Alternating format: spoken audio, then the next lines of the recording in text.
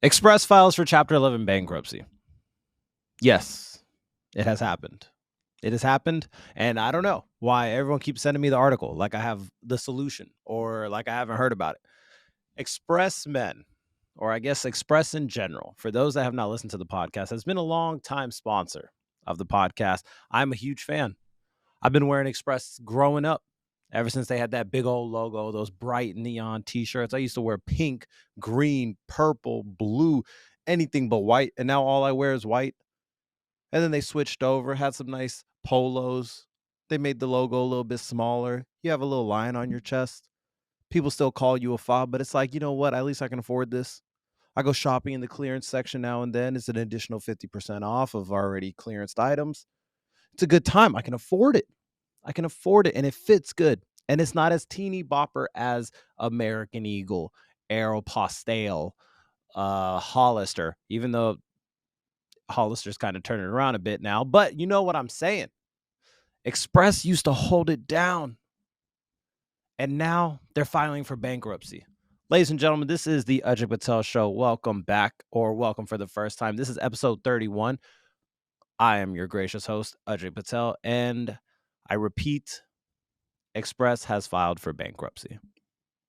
Longtime mall retailer Express filed for Chapter 11 bankruptcy protection in Delaware federal court on Monday, but a group of investors led by brand management firm WHP Global is looking to save the company by acquiring it. Now, once again, we have talked about this before. Actually, before we even go into that, I'm 2 for 2. I am 2 for 2. Both retailers that I have worked with or worked for, or I guess have had an affiliation with, have both been bankrupt now. Now, all I'm saying is I'm 100%. Express has filed for Chapter 11 bankruptcy. Now, for those that don't know, there's 2 chapters. There's 2 chapters of bankruptcy, 7 and 11. 7 and 11, 7 and 11, 7 and 11. 11 is the good one. 7, if you've ever heard of a company filing for Chapter 7 bankruptcy, that means they're done for. That means they're done for. That means they have to start liquidating all their assets, and they got to start paying back all the people that they owe. Chapter 11 keeps you alive a little bit longer in the game. Chapter 11 kind of just lets some court-mandated lawyer or appointee come in and just start being like, all right, you know what? Let's close that store. Let's close that store. Let's get rid of this vendor. Let's close this affiliation. So, for example, Express has an affiliation with Up West Clothing. I've never really bought their stuff because they charge you an additional shipping on their product. But like I said, they have a partnership. I don't know what the terminology would be with Up West and Bonobos, but Bonobos stays untouched. They just acquired them last year from Walmart for a handful of money. But all the Up West places are shutting down. Once again, like I said, someone comes in, says that we're going to close all these stores, we're going to get rid of those partnerships, and we'll, restructure the debt. So if you work at Express, you'll probably see some layoffs in the corporate side of things. Obviously a reduction in workforce because I'm closing all these stores. I don't need all these employees anymore. But maybe there's a good store manager over here that I can move over here, close store 56, keep store 85 open. All of this stuff is what happens under Chapter 11. And it's for good. It's for a good path forward. So basically now what will happen is all these stores will close. All the Up West stores will close, and some big company, whatever firm, I don't know what it is, will come in and then acquire Express. And then even then, it's not like they've paid their vendors back. I was part of Neiman Marcus when they went through Chapter 11 bankruptcy. Chapter 11 is a pretty common chapter. It kind of just gets you out of a tight squeeze. Like you can, for example, Express, I think they had $1.3 million on hand, $1.2 million in debt. So they were still positive. But it's like, you know what? There's no way forward from this. There's no way forward of us, staying above water. Eventually, we're going to drown in this, especially with, how COVID has treated, how COVID has absolutely wrecked in-store retailers. Work from home has destroyed a lot of people like this, where it's like, you're not really wearing button downs to the office anymore. If you're even going to the office, that dress code has become much more relaxed. You're basically just shopping at Express for your everyday t-shirts, and you're not turning the biggest profit on those shirts. You were making maybe $10 a shirt on the dress shirt. Now you're making $1 on these crew neck t-shirts and 50 cents on every underwear and sock you sell. So after restructuring, some firm will come in, acquire it, and they'll be fine. When I was part of Neiman Marcus and they went through the same thing, it's not like they have to pay their vendors back. You don't have to pay anyone back. That's the beautiful part of it. You just get restructured. Someone comes in, gives you to someone else, and then you just continue business as usual. You get to keep your doors open. I literally have been getting all these Express promo codes. Oh, today only $30 off of a $100 purchase in store. Now that's got to be a little sad, right? Now don't get me wrong. I love Express. And on that note, be sure you shop my affiliate link. If you want to save a company, if you today for $25, you can save a company. If you shop my affiliate link listed below or in the description or on my Instagram bio, you can save a company. I'm a huge, huge, huge supporter of Express. But did I see this coming? Yeah.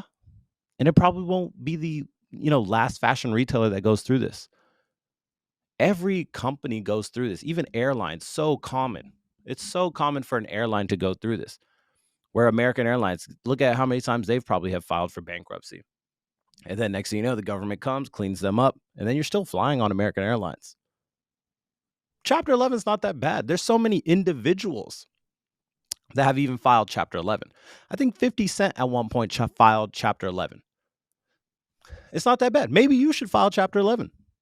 Maybe you bought a house, got married, got a master's degree. Maybe you got your doctorate. And then you realize, oh, shit, you know what? Took on a little bit more than I could handle. I'm not really making money like I thought I would. And holy shit, marriage is expensive. Chapter 11 might be for you. I might entertain it. Why not? This country has built these loopholes in for a reason. Because it's not like they want to end capitalism, right? They want the people that are already set up with all these brick and mortars and all these malls with ridiculous leases set up. They want them to stay afloat. Chapter 11's for them. You got to remember to just laugh at it sometimes, Yes, both places I've worked have gone bankrupt. Chapter 11, they'll be all right. But it's literally hilarious to think about. And sometimes you just got to laugh at yourself. And I forgot my North Star of this podcast when I originally started, honestly. It was to just joke around and have fun and maybe be serious about a couple things. I don't know when I got caught up in trying to solve the war. And to all my listeners, I do apologize. I apologize. It was just, very appalling to me what was happening overseas. Israel was just going nuts. And it's like, the kid that got abused by his parents and now he's abusing his kids. That's all Israel is. And I was trying to solve it over a podcast with 10 listeners. I apologize. You got to remember your North Star. And that was just to have a good time. Just have fun. Protesters shut down Chicago airport by blocking highway, forcing frustrated passengers to walk 20 minutes to the terminal. Now look, let's say you're taking your grandma to the airport, right? Let's paint a scenario. Your grandma came to town. Maybe you had like a little pre-wedding ceremony and you brought her in town because, she's got to be part of it. She shows up. She gives you a little gift. Maybe she made some sweets. Maybe she made some Indian sweets that you can't really get at the store. That they don't taste the same. They taste so good. Maybe they have a piece of hair in it. And you keep going. Oh my gosh, it's so lovely to have you around. You carry her bags. She tells a couple of jokes. She's laughing. Next thing you know, she's making your mom's life a living hell. And that's just life. She's making your mom's life a living hell. Then she's taking it out on you. And you're like, man, I can't wait to take her back to the airport. I can't wait to take her back home. You put her in the car. She gives you a little envelope of $21. You take it. Oh, no. No, you don't have to. And then you take it. You put her in the car. You drive all the way to the airport. You're cutting it close. And the next thing you see, oh my gosh, there's a lot of traffic. I really thought Google Maps said 20 minutes. We've been sitting in this spot for a while. And then slowly ahead, you see a bunch of people sitting on the street, protesting, sitting on the street. What is the first thing that goes through your head? Let's just be honest. Let's be honest. It's not, you know what? Those protesters are doing an awesome job. The first thing that goes through your mind is, should I run this kid over? Should I run that mug over that is blocking my way to drop my grandma off to the airport? So now you got to pull over and tell grandma, hey, look, you're going to miss your flight unless you walk 20 minutes to the terminal. 20 minutes. Now, look, I know people have been on my ass for years, ever since the BLM stuff about, oh, you shouldn't tell people how to protest. You shouldn't tell people how to protest. That's wrong. Freedom of speech and all that. Shut up. Have an opinion, okay? Sometimes I feel like disturbing the peace doesn't work. I truly think sometimes you have to look at the correlation. You have to think, man, maybe burning this Walmart down won't do anything about police brutality. I think this black square that I put on Instagram won't do anything.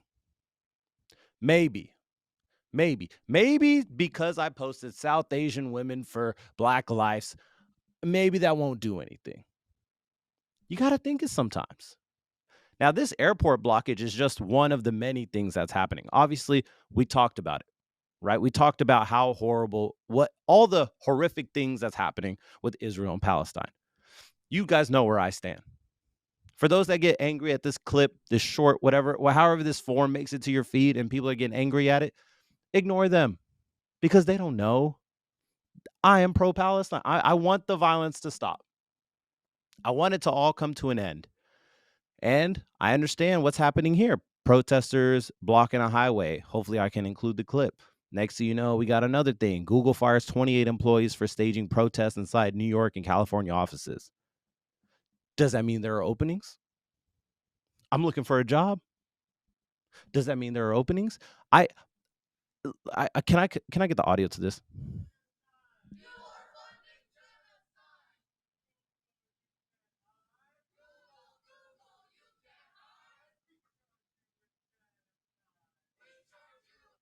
Google, you can't hide. We charge you with genocide. What do you think is going to happen to you? Come, bring the camera close. Google, you can't hide. We charge you with genocide. First of all, who wrote this jingle? Second, what do you think is going to happen? Google doesn't control Israel. I understand. The objective is to make sure America doesn't help Israel in the mass violence that is occurring. I understand. Has anything changed? I've only seen things get worse and worse and worse. Every time I get on TikTok, it's something like this where employees are getting fired. People are getting thrown in jail for disturbing the peace. What if I told you? Now look, maybe I get canceled for this. What if I told you that sometimes the peaceful stuff works? What if I told you if you don't disturb the peace too much, change actually comes? What if I told you a story about Rosa Parks? Now look, Rosa Parks sat down on the bus in the wrong row. It was probably an accident.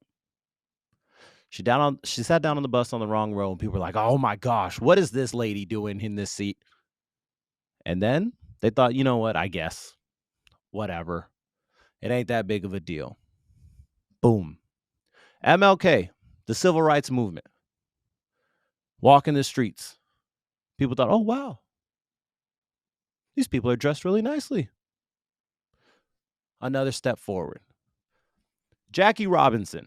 I did a project on Jackie Robinson. Okay, I'm lying a little bit. I did Michael Jordan, but Jackie Robinson joins the baseball league. White people think, oh, shit, this guy's really good. The last thing we want is for him to start his own league. I guess we'll just make it one league. And change happened. I don't think posting a black square helps. Stuff like this is very like I've seen highways in Dallas shut down, highways in San Francisco, things where people are legitimately you're disturbing the peace, right? You're fully disturbing the peace. You're not messing with any government officials. And I know you may say, oh, well, you got to get the attention of the government somehow. Do you think they care?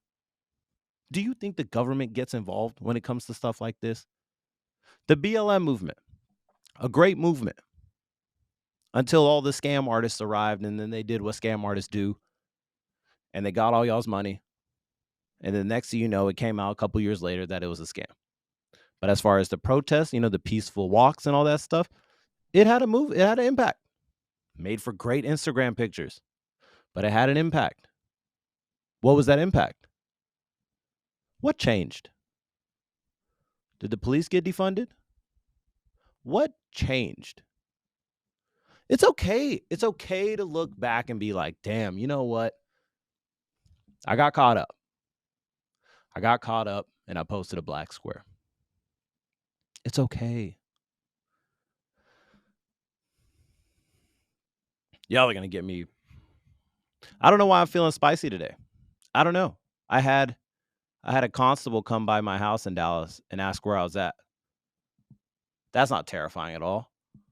And ever since then, I just have this rage that I feel like it has to flow through this microphone because it can't go anywhere else. It's been a busy couple of weeks, man. It's been a very busy couple of weeks.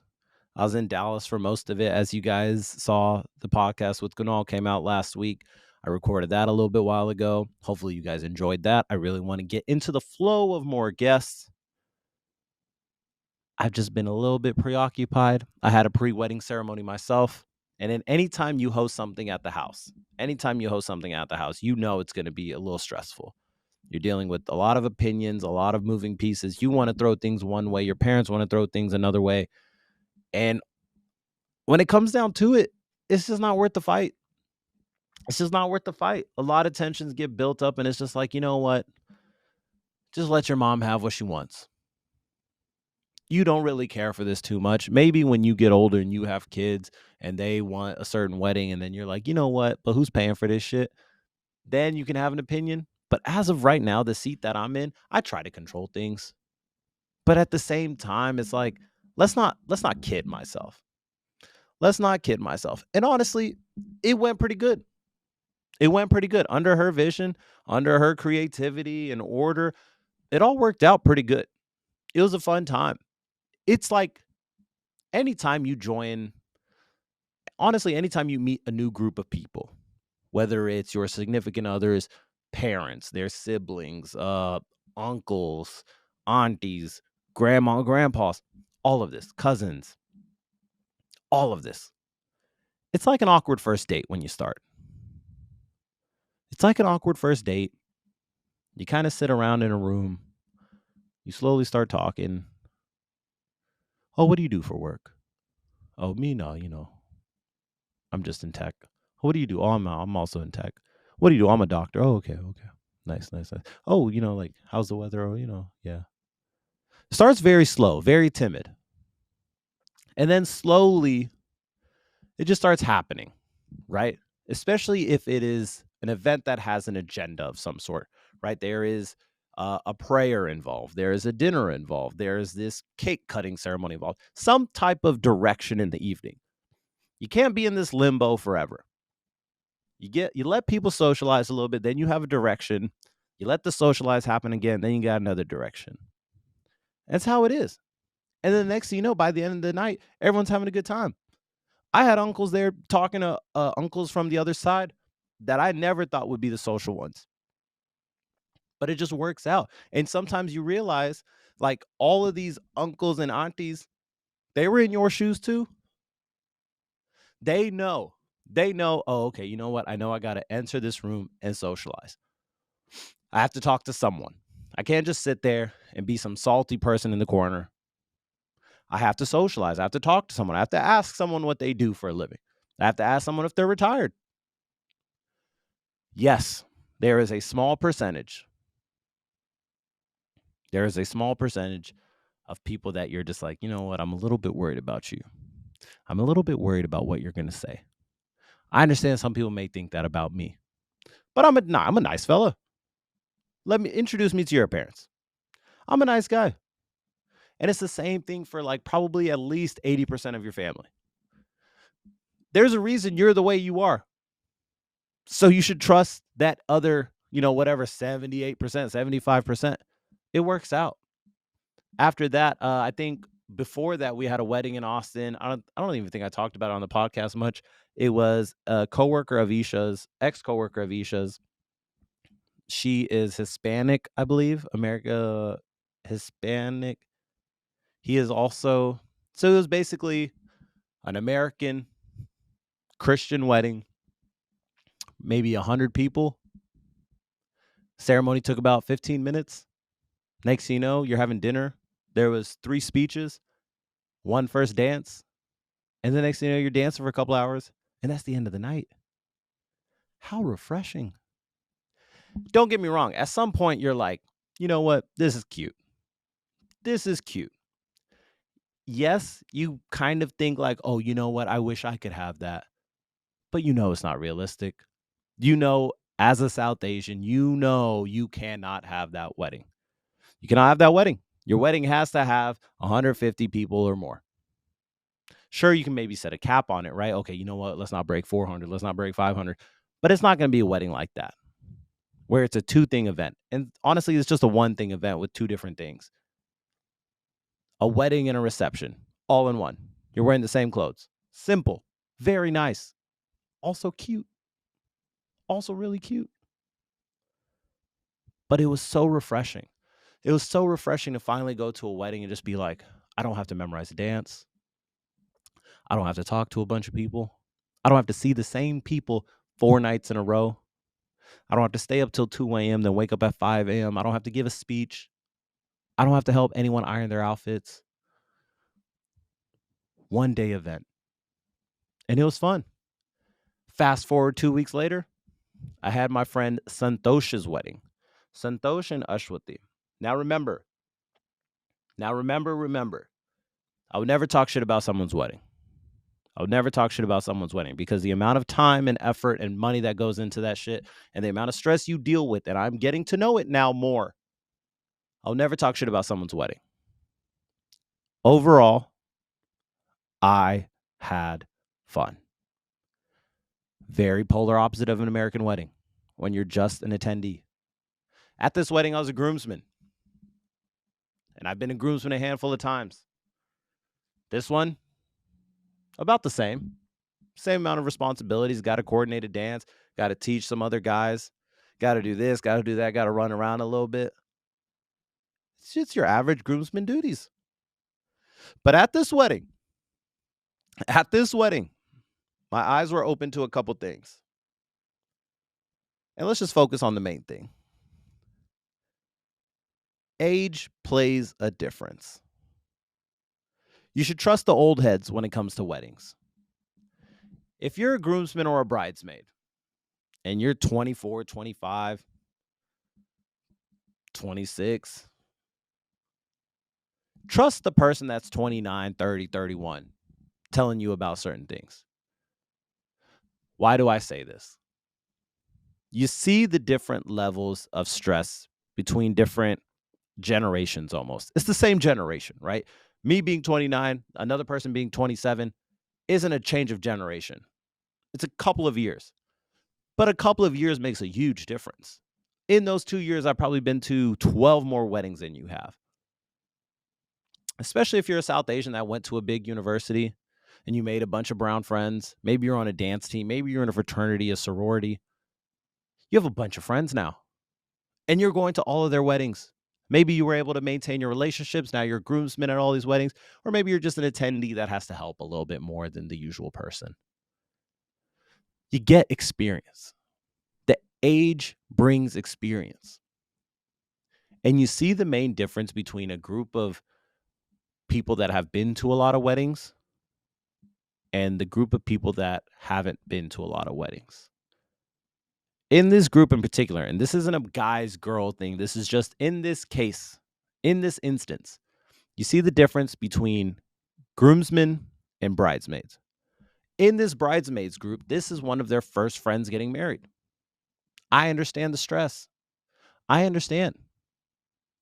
In the groomsmen side, you got a bunch of older dudes that didn't know that they were going to be groomsmen. And here they are, groomsmen, but we've done this so many times. We kind of know the layout, the cadence of things. You know how long certain things are going to take you. You know how long it is going to take to learn a dance. You know, okay, we got 2 songs. Okay, we'll just do this, this, and this, and we'll be straight. We got our practice here, then we'll drink, then we'll practice, and then we'll do this, and we'll be straight. All you need is participating people. And that makes a world of difference. If you got a bunch of groomsmen that you're struggling to be like, yo, hey, come on, bro, we got to practice. Hey, come on. Hey, and you just keep spending so much energy dragging people along to come together for a practice.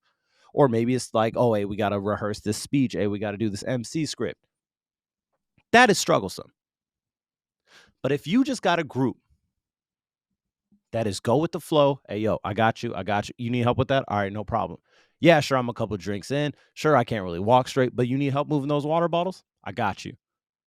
You need help driving that car? I got you. That's what makes a difference. Now, don't get me wrong. I'm not talking shit about the bridesmaids here. They were super helpful. They did a lot of work. But you see a certain level of franticness, a certain level of stress, a certain level of not really having fun. And as a groomsman, yeah, you know, you're kind of older and you don't want to seem like this creepy dude trying to be like, hey, y'all want a shot? Y'all want a shot? But at the same time, you want people to have fun. And yes, there's more ways to have fun that isn't on the other side of alcohol, but it helps. It's easy.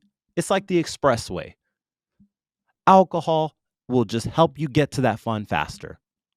Yeah, you can be sober, have some good food, and get to fun. Or you get straight to fun. And that's what I was trying to do. You notice the main difference here. A lot of people kind of running around a little bit frantic versus a lot of people that were being absolute degenerates. But those degenerates are pretty helpful. Sometimes the people that look like they're the sloppiest are the most helpful. Overall, the wedding, once again, amazing. It was fun. I love a hotel wedding. Do I want that for myself? Not particularly. But the convenience. Oh my gosh, the convenience where you can just get ready, come downstairs, and you're at the wedding. It's perfect. A couple of takeaways that I had from this wedding that I think will help other people if you're listening to this, or maybe you just want to hear it.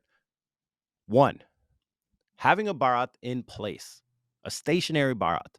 We had to do this because it was raining and we had a little cover at the Renaissance Addison, and we had to do it right there. The car was parked. The groom was standing in the car, and you dance around the car. Ha ha, he, ooh, boom, done. That was a good time. I'm going to take a sip of water, and I have to reset this mic real quick. Okay, so like I was saying, a stationary barat is a plus. There's no need for that car to be rolling down. I understand the whole concept is here comes the groom, and here, you know, he'll slowly arrive to the door. But it's never neat. You always got the car moving. You always the grooms always get some exotic car nowadays, and those cars aren't made to go 5 miles an hour.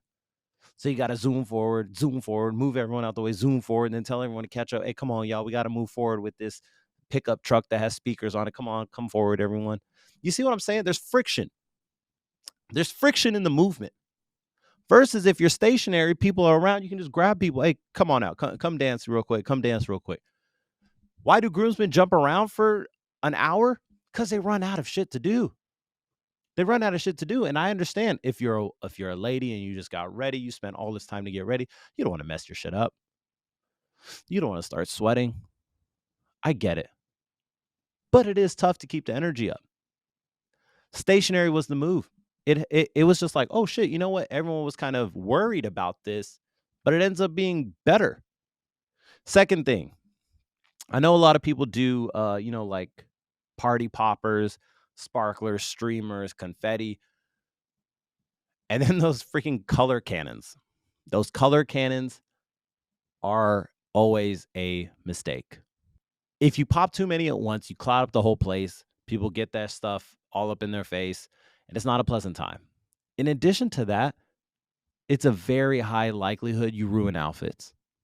I completely ruined my outfit. And you're about to walk down this aisle, before the groom comes out. And sometimes you don't, right? Sometimes you just go straight to your seat, but it's still embarrassing. You're literally wearing this outfit that has all these red powder marks on it, green powder marks on it, and you can't really wipe it off. Brother of the groom, my close friend, Narain was standing right next to me. I get this blue party popper, and I'm like, man, here we go. I'm gonna get this hype. I'm gonna get this right on the beat drop. Bow. I look over to the right to Narain. I have that man colored fully in blue. The brother of the groom, I completely destroyed his outfit. Completely destroyed his outfit, all because of that party popper. And I literally looked at him just like, hey, I didn't do this on purpose. What can I do to help? We had to literally get him an outfit change afterwards. But those party poppers, I just really think are a mistake. The groom popped one on the car, and I was like, what if he messes up his outfit? Are you going to go up on the mandap like that? Are you going to go up to the actual ceremony place like that? It's tough. Other than that, not a lot of other tips. It was good. It was fun. Both sides had a lot of dancers. That was actually really surprising. That reception dance floor. I've never seen a dance floor that packed, and I was really impressed. Where it's just like, oh shit, I really wish I had more energy to indulge in this, because I have never seen this many people dance like this.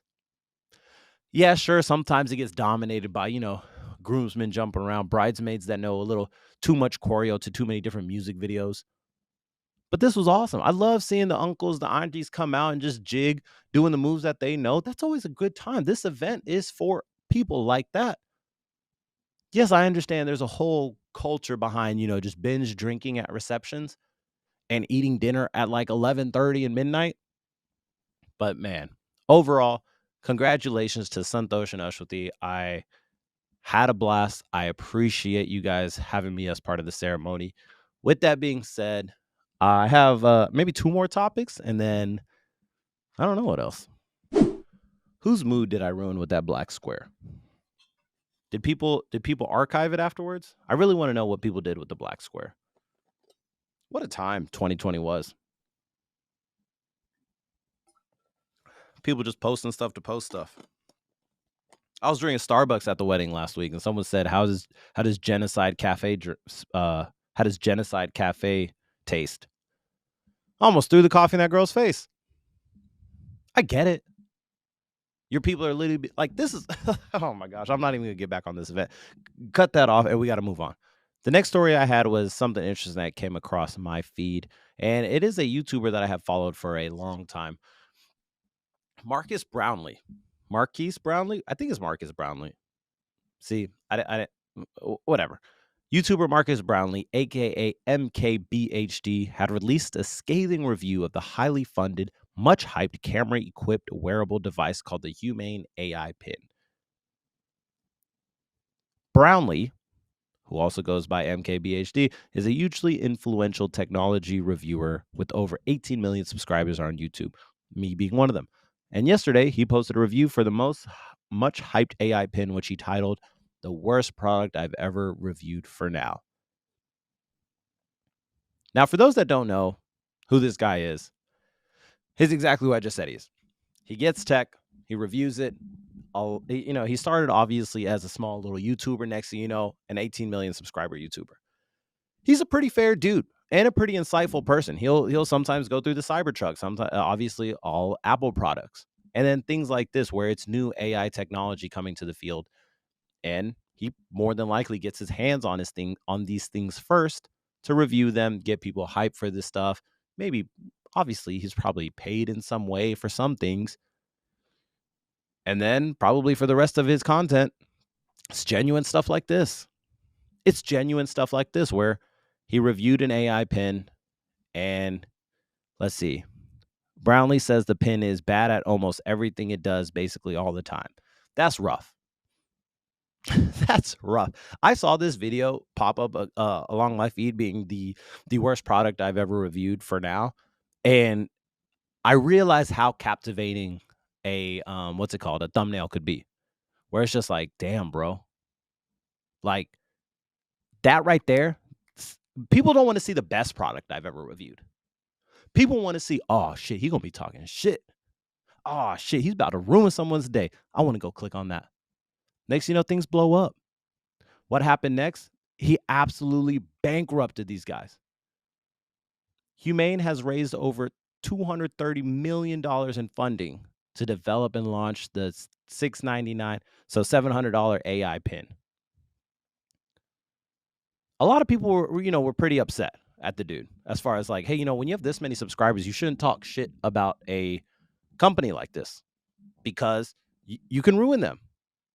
So, for example, ain't nobody gonna buy this AI pin now. A handful of YouTubers, I understand he's getting the spotlight for it, but a handful of other YouTubers have reviewed this AI pin and have not said good things about it. And this is a much deeper thing where it's just like, why do people get mad at this? If the product is shit, I do want to know before I try it out. And this is the world that we live in where it's a lot of influencers that do influencing. They review stuff. The power of like this social media world where people are seeing TikToks, people are seeing YouTube videos, review certain restaurants, products, clothes. That's what influences us. I don't care how many commercials I saw for the AI pin. If I saw someone literally review the event and be like, review the product and be like, hey, this thing's trash, I'm not getting it. If I literally watch someone say, hey, AI pin, what time is it? And the thing fails at such a simple task, why would I buy it? Why would I buy it? Why are people mad at this? MKBHD bankrupted a company in 41 seconds. A slight criticism from a big YouTuber, let alone calling the product horrendous, is enough to make a company go bust. Creators are so much powerful in 2024 than you think. This clip will be the gravestone for Humane. It's true. It's true. But I'm okay with that. Why should companies that get all this funding, I understand a lot of people put in a lot of hard work, a lot of people will lose their jobs because of this, but isn't that better than stealing $700 from your mass market? Look at what happened with Theranos. Imagine if someone did a tech review on Theranos or just a review on Theranos and was able to nip that before it became something. Look at what happened to Sam, whatever homeboy with the Bitcoin blockchain stuff. Imagine if these things get caught before it hits market. Why not? Why not? I understand a lot of people will shit on the new iPhones, be like, yeah, this Android has a better camera. The iPhone really hasn't changed anything in 3 years. Shut up. I'm going to get the new iPhone. I'm going to get the new iPhone because if you get left behind a little too much, Apple will do their thing to you. Apple will slow your shit down, and it is what it is. Sure, it might be conspiracy, but I believe it, and I'm okay with that, though. But for things like this, like I remember I told you guys about that whole rabbit AI thing that I bought. I still haven't received that. And I haven't seen any type of YouTuber or anyone review this. And I get it. Look, if Brownlee comes and reviews that and he's like, oh, this thing's horrible, would I keep it? Would I go in and then cancel my order? I would cancel my order. The same way like food influencers have worked. Keith Lee being the main guy. We've talked about him before, the Keith Lee effect. He goes into, there's nothing more that I like in this world than Keith Lee going to a little mom and pop shop in Paris, Texas, and being like, you know what, guys, I tried the barbecue ribs, the chicken sandwich, the French fries, and the cheesecake from little birdie on Elm Street. And he gives it a 9 out of 10. Next, you know, that restaurant is booming with people. There's nothing better than that. That's awesome. And there's nothing better than him going to a big establishment in Atlanta, Georgia, and saying, hey, this place is kind of robbing y'all ass. They're charging $38 for this butter chicken, and it tastes like ass. They're charging $100 for this steak, and it tastes like ass. That type of stuff will ruin a restaurant. And good, right? Like, I understand it's hard to bounce back after that, especially if you do own a small business. But Keith Lee's never really done anything like that. And if Humane is not a small business, when you have 230 million in funding, you're not a small business. You have to be open to this. When you're in that upper echelon of people and products and stuff like that, you get this type of criticism. As you should. As you should. I wish that shit happened for movies way more often than it did. I go into way too many movies, because I don't want to know any spoilers or any reviews or anything like that. And then, I go in there and it's like, oh my God, this thing was ass. This movie was horrible. Sure, Shah Rukh Khan was in it, but this movie was horrible. But that's a weird world where it's like you don't want the product spoiled before you go in there. Yeah, people will tell you, nah, it's not that good. Nah, it's not that good. But oh, hush. I know your opinion is ass. I know it's not great. But a YouTube review, you're basically watching the movie before you go in. This whole thing about him getting sued, I pray it doesn't go anywhere. With that all being said, ladies and gentlemen, I appreciate y'all's time. Oh, also, if you're wondering, I'm in the theater room. I'm in the theater room of my complex because just thought I'd switch it up a little bit. And, I get some private space. I don't know how the audio is going to turn out, so I apologize. Or maybe it's for the better, and you're welcome. But with that all being said, ladies and gentlemen, my name has been Ajay Patel. I appreciate y'all. I appreciate the confidence. I appreciate the patience you guys have had with me over the last couple of weeks and the delayed episodes. Make sure you shop my Express affiliate link. Have a good week. I'll see you guys next Tuesday. And goodbye.